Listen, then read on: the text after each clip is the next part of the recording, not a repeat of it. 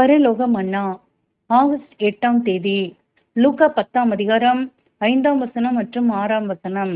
ஒரு வீட்டில் பிரவேசிக்கிற போது, இந்த வீட்டிற்கு சமாதானம் உண்டாவதாக வென்று முதலாவது சொல்லுங்கள். சமாதான பாத்திரன் அங்கே இருந்தால் நீங்கள் கூறின சமாதானம் அவனிடத்தில் தங்கும். இல்லாதிருந்தால் அது உங்களிடத்திற்கு திரும்பி வரும். வசனங்களுக்குரிய விளக்கம். தற்போது அரிப்பின் ஊழியத்தில் ஈடுபடும் ஒவ்வொரு ஊழியனும் இயேசுவின் இவ்வார்த்தைகளை நினைவில் கொள்ள வேண்டும். இயேசுவின் பிரதிகள் செல்லும் இடத்தில் முதலாவதாக சமாதானம் தங்க வேண்டும்.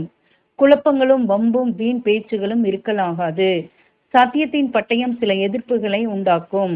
ஆனால் சத்தியத்தினால் மட்டுமே எதிர்ப்புகளை தெரிவிக்க வேண்டுமே அல்லாமல் கசப்பான வார்த்தைகளினால் அல்ல.